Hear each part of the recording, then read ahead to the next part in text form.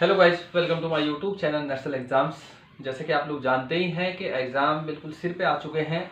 अब कितना भी समय नहीं बचा है, हमें रात दिन लगना ही पड़ेगा।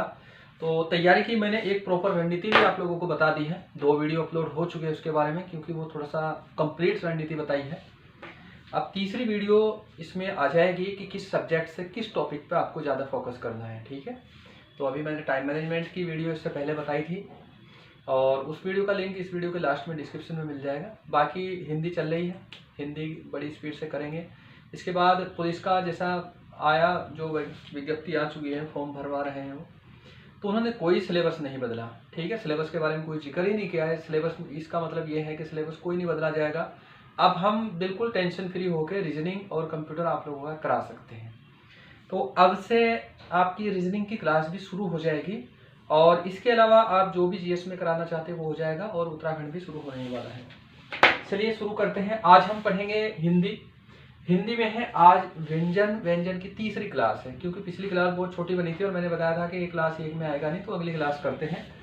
तो आज है हिंदी में व्यंजन, इंग्लिश में कंसोनेंट्स बोलते हैं। हिंदी की तीसरी क्लास है और ठीक है, और टोटल हिंदी की ये आज छठी क्लास है। ठीक है, 6 क्लास है, मेरे हिसाब से 6 ही है, क्योंकि अगर ऐसा हुआ तो इसे बदल लेंगे, आगे पीछे कर देंगे।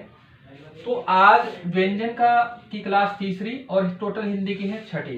देखो हमारी ये चैनल पे कंप्लीट सब्जेक्ट मिलेगा आपको, जैसा ऑफलाइन क्लासेस में आप पढ़ते हैं। तो बिल्कुल सीरियल से है। टाइटल में सबका नंबर डला हुआ है, कौन सी क्लास कब है। जो लोग नए हैं, जब भी शुरू कर रहे हैं शुरू से क्लास कर ले और एंड तक देख ले। प्लेलिस्ट का नाम है यूकेपीएससी एग्जाम्स हिंदी, तो वहां से आपकी मिल जाएगी। ऐसे ही हर एग्जाम कराया हुआ है। ठीक सॉरी, थोड़ा मेरी तबीयत खराब है, क्योंकि एग्जाम का समय कम है तो इसलिए करानी पड़ेगी। तो आज हम देख रहे थे, इसमें उत्क्षिप्त तक हमने पढ़ लिया था इसमें। तो आज है अंतस्थ व्यंजन। अंतस्थ व्यंजन, अंतस्थ व्यंजन है, किन्हें कहते हैं अंतस्थ व्यंजन, अब इनके बारे में कहते हैं। इनसे एग्जाम्पल से क्वेश्चन आता है, एक कोई दे देगा एग्जाम्पल, 4 होते हैं ये, तो उसमें से कोई एक एग्जाम्पल दे देगा। ये पूछ लेगा कि इनमें से कौन सा अंतस्थ व्यंजन है, वहां से आपका एक क्वेश्चन बन सकता है। इसके अलावा इनकी संख्या पूछ सकता है। और जैसे यूकेएसएससी में कई बार ग्रुप सी में पूछा है कि किन व्यंजनों का उच्चारण स्वरों और व्यंजनों, सॉरी, किन वर्णों का उच्चारण स्वरों और व्यंजनों के बीच होता है। ठीक है, तो इसमें अंतस्थ वर्ण लिखना है आपको, तस्थ वर्ण। तो इन्हें देखते हैं, तो इसमें लिख लेते हैं यहां पहले ना, इनका उच्चारण स्वर और व्यंजनों के बीच होता है। इसका मतलब ये है कि ये पूरी तरह ना तो स्वर की तरह बोले जाते, पूरी तरह ना स्वर ये व्यंजन की तरह बोले जाते। तो इनका उच्चारण इन दोनों के बीच होता है। तो यही जो क्वेश्चन बना था वही आप लोगों को ध्यान रखना, आपको थोड़ा सा इसमें रखते हुए रखना। अब होते कौन कौन से हैं वो देख लेते हैं। ये होते हैं य, र, ल और व। ठीक है, ये होते हैं ये। और इनमें ये क्या होते हैं, सघोष होते हैं या अघोष होते हैं, वो लिख लेते हैं। तो ये सारे के सारे सघोष होते हैं, इन्हें याद कर लो, कभी पूछ लेंगे इनमें से कौन सा सघोष है, अघोष है। और सघोष के बाद ये अल्प प्राण भी होते हैं। ठीक है, अल्प प्राण, सघोष तो होते ही, साथ साथ ही अल्प प्राण भी होते हैं। तो अंतस्थ व्यंजन 4 होते हैं। कौन कौन से होते हैं, सघोष होते हैं, अल्प प्राण होते हैं। अब इनका उच्चारण स्थान भी देख लो कहाँ कहाँ है। ये जो यह, इसका उच्चारण स्थान है तालु, य, तालु उच्चारण स्थान है, तो इसे तालव्य व्यंजन बोलेंगे। और ये जो र है, इसका उच्चारण है मसूड़ा बोलते हैं, दंतमूल भी बोलते हैं, तो इसका उच्चारण स्थान क्या है, मसूढ़ा। तो ये याद रखोगे आप, मैं भी याद कराता हूं आपको। ल का उच्चारण स्थान क्या है, मसूढ़ा। ठीक है, और व का जो उच्चारण स्थान होगा दंतोष्ठ, दंत और ओष्ठ दोनों से मिलकर इसका उच्चारण होता है। तो इसका उच्चारण स्थान क्या होगा, दंतोष्ठ। तो इतना आप याद रखोगे। इनका उच्चारण स्थान बहुत आसान है याद करना। य का तालु, 2 बीच के रहेंगे, मसूड़ा मसूड़ा यानी कि दंतमूल भी कहीं लिखा हुआ आ सकता है ऐसा, तो ये भी याद रखना है आपको, दंतमूल मतलब एक ही है दोनों का, दंतमूल। ठीक है, ये याद रखना है आपको। और इसके बाद ये जो दोनों होते हैं ये दोनों अर्ध स्वर की श्रेणी में भी आते हैं। ठीक है, अर्ध स्वर बोलते हैं, तो इन दोनों को य और र को अर्ध स्वर भी बोलते हैं, अर्ध स्वर भी कहते हैं। अगर कोई कहे कि निम्न में से कौन सा वर्ण अर्ध स्वर है, तो ये दोनों आप ध्यान रखोगे इसमें। ठीक, और ये जो ल है, र है, सॉरी ये थोड़ा सा आगे बताऊंगा मैं आपको ना, तो इन दोनों को अर्ध स्वर बोलते हैं और इनका याद रखोगे आप। देखो कैसे याद करना है, अंतस्थ व्यंजन है कौन कौन से होते हैं, य र ल व। अंतस्थ व्यंजन 4 होते हैं, एक ये याद रखोगे। उच्चारण कहाँ होता है, स्वर और व्यंजनों के बीच में होता है वहां। ठीक है, याद रखोगे। इसके बाद ये क्या होते हैं, सारे सघोष होते हैं। सघोष के बारे में मैं पिछली वीडियोज में बहुत अच्छी तरीके से बता चुका हूँ। और सारे अल्पप्राण भी होते हैं। ठीक है, अल्पप्राण का मतलब वही है कि वायु कम निकलती है। उच्चारण स्थान क्या है इनका, इसका तालु है, ये तालव्य है व्यंजन है। र का मसूड़ा है, दंतमूल बोलते हैं। ल का मसूड़ा है, दंतमूल। और व का दंतोष्ठ है। ये याद करना बहुत आसान है अगर आप बहुत आराम से इसे करोगे। य और रो को अर्ध स्वर भी बोलते हैं। ठीक है, य और रो को अर्ध स्वर भी बोलते हैं। ये जो र होता है इसे लुंठित वर्ण भी बोलते हैं, क्योंकि ये ऊपर से लग के घूम के ऊपर उठता है। ठीक है, लुंठित वर्ण, इसके बारे में बताऊंगा। और ये जो ल होता है इसे पार्श्विक वर्ण भी बोलते हैं। हालांकि इसके बारे में बाद ही बताना था, लेकिन थोड़ा सा याद रखो, पार्श्विक वर्ण भी बोलते हैं इसे। तो ये है इतना अंतस्थ व्यंजन जो आप लोगों को याद रखने हैं। ठीक है, अब चलो अगले देखते हैं कोई प्रकार। अगला अंतस्थ व्यंजन, सॉरी ऊष्म व्यंजन देख लेते हैं। अगला है ऊष्म व्यंजन।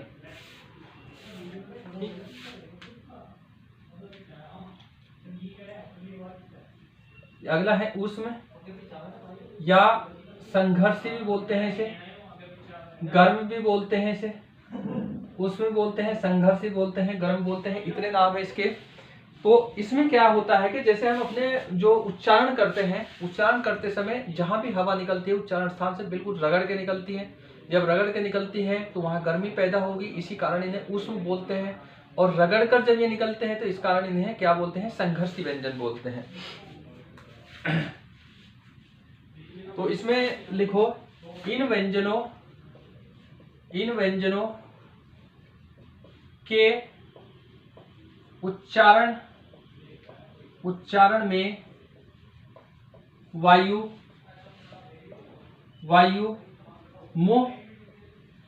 मुख के किसी स्थान तो मैं बताऊंगा अभी कौन कौन से, किसी स्थान से रगड़ कर निकलती है, ये इतना याद रखना आपको। इनके उच्चारण में जो वायु है वो रगड़ कर निकलती है। होते कौन कौन से हैं इसमें वो देख लेते हैं। इसमें एक सौ आएगा, एक ये सौ आएगा, ये वाला सौ आएगा, और एक आएगा इसमें ह। ठीक है, ह आएगा। तो इनकी भी संख्या 4 है, तो इन्हें भी आपको ध्यान रखना है। और कहां कहां से इनका उच्चारण होता है पहले वो देख लेते हैं, फिर उसके बाद बता दूंगा कि ये सघोष है अघोष है क्या है। स का जो उच्चारण होता है वो होता है तालु से।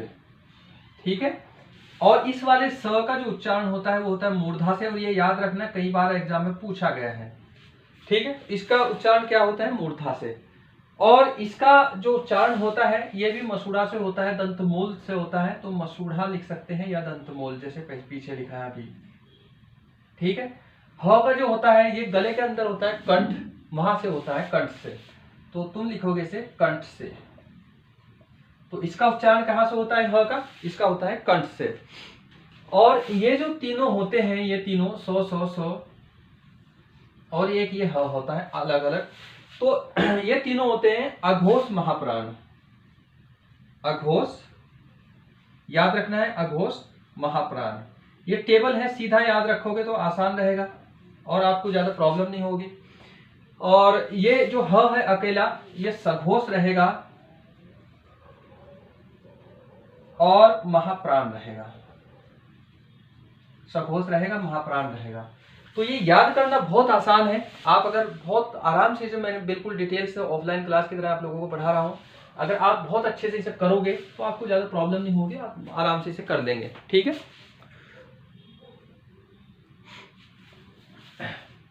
तो चलिए अगला देखते हैं, जो छोटे छोटे बच्चे हैं आगे जो एग्जाम में पूछे जा सकते हैं। अब मैं सिर्फ ये परिभाषा नहीं लिखूंगा, केवल एग्जाम्पल लिखूंगा, आप वहीं से याद करेंगे। ठीक, अगला लिखते हैं अयोगवाह वर्ण।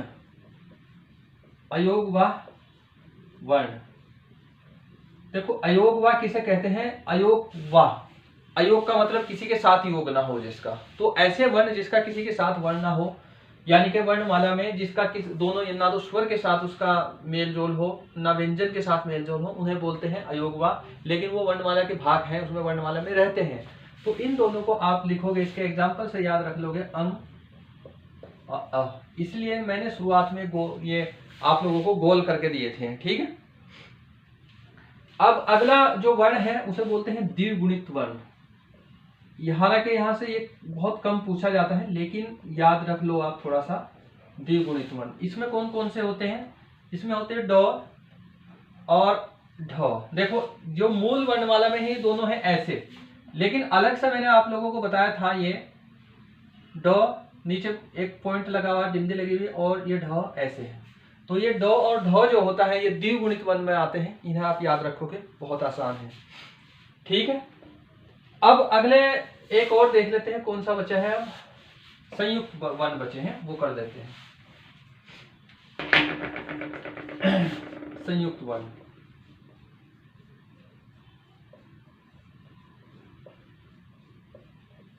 देखो संयुक्त वर्ण भी वही है जो वर्ण, इसकी परिभाषा भी, इसकी भी लिखने की जरूरत नहीं, याद रखोगे। जो वर्ण दो अन्य वर्णों के मिलने से बने हो उन्हें संयुक्त वर्ण बोलते हैं। ठीक है, जैसे दो से तो क भी बना होगा आप पूरा, लेकिन उसे में नहीं कहेंगे, दो अन्य व्यंजनों का जिसमें साथ हो उसे बोलेंगे। तो इसमें संयुक्त वर्ण में कौन कौन से होते हैं? एक तो इसमें अक्षय होता है, एक होता है त्रय, एक अज्ञा, और एक होता है स्र। तो इनसे क्वेश्चन पूछे जाते हैं कि निम्न में से कौन सा किससे बना हुआ है, तो वो आप लोगों को थोड़ा सा ध्यान रखना है। देखो ये जो अक्षय है, और ये बहुत अच्छे से जितना मैंने समझाया है इतना याद कर लेना, नहीं तो आपको वर्ण विच्छेद में बड़ी प्रॉब्लम होगी। अगला टॉपिक बहुत इंपॉर्टेंट है, उस वर्ण विच्छेद का है, जहां से क्वेश्चन बहुत ज्यादातर पूछे जा रहे हैं, क्योंकि यूकेपीएससी एग्जाम लेगा तो कॉन्सेप्ट बेस्ड क्वेश्चन जरूर पूछेगा वो। तो ये जो अक्षय है वो किस किस से बना है? क और स से। देखो ध्यान रखना, क आधा है, स पूरा है, ध्यान रखना, ये हलंत है और ये पूरा है। अब इसके बाद ये जो त्र है ये किससे बना होगा? त हलंत प्लस र, ये हलंत है, ये ध्यान रखना, ऐसे ऐसे है, हलंत है, इसका मतलब त आधा है। अज्ञे देख लेते हैं, अज्ञे किससे बना है? ये अज्ञे बना है ज हलंत है और प्लस य, ये ध्यान रखना है आपको, ज और य। और इसके बाद अगला है स्र, ये स से बना है और र से बना है, याद रखना है आपको। र पूरा है, स आधा है, हलंत लगा हुआ है। तो इसमें ज्यादा लिखने की जरूरत नहीं, क्योंकि समय बहुत कम है, इसलिए, नहीं तो आपको पूरी परिभाषा लिखवाता मैं। परिभाषा याद रखोगे, जो वर्ण अन्य व्यंजनों और स्वरों के मिलने से बनता है उसे हम संयुक्त वर्ण कहते हैं। व्यंजन इसमें दो जरूर रहते हैं, इतना ध्यान रखना। तो ये इतने हैं तो जो आप लोगों को ध्यान रखने हैं। इसके बाद अलग अलग प्रकार के होते हैं इसमें, तो जैसे ध्वन्यात्मक वर्ण होते हैं या अन्य शब्द होते हैं, तो उसके बारे में मैं समय समय पर आप लोगों को क्लास में बताता रहूंगा, जहां जहां, क्योंकि जब क्वेश्चन प्रैक्टिस करेंगे वहां ये सारी चीज बताई जाएगी साथ साथ, तो वहां इन्हें हम करते चलेंगे और वहीं से कर लेंगे इसमें। ठीक है, और द्वित्व भी होते हैं तो उन्हें भी कर लेंगे साथ साथ। तो आज की क्लास इतनी करते हैं, व्यंजन खत्म हो गए आज। तो मिलते हैं नेक्स्ट वीडियो में, उसमें हम पढ़ेंगे वर्ण विच्छेद। और जो लोग इस वीडियो को नए देख रहे हैं वो पिछली वीडियो कंटिन्यू जरूर देख ले, क्योंकि वर्ण विच्छेद ऐसा टॉपिक है, अगर आप पिछला नहीं पढ़े होंगे तो ये समझ में बिल्कुल नहीं आएगा। वर्ण विच्छेद बिल्कुल आप समझ ही नहीं सकते, और वर्ण विच्छेद से क्वेश्चन ज्यादा से ज्यादा पूछे जा रहे हैं, और वर्ण विच्छेद आपको कहीं नॉर्मल बुक में मिलेगा भी नहीं। ठीक है, तो नॉर्मल बुक में जब आप लोगों को कहीं नहीं मिल रहा और मटेरियल कहीं नहीं मिल रहा, या फिर कोई और क्लास देखे बिना आपका काम नहीं चल रहा, तो आप इससे बेहतर यही है कि वो देख ले। तो इतना जरूरी है। चलिए मिलते हैं नेक्स्ट क्लास में।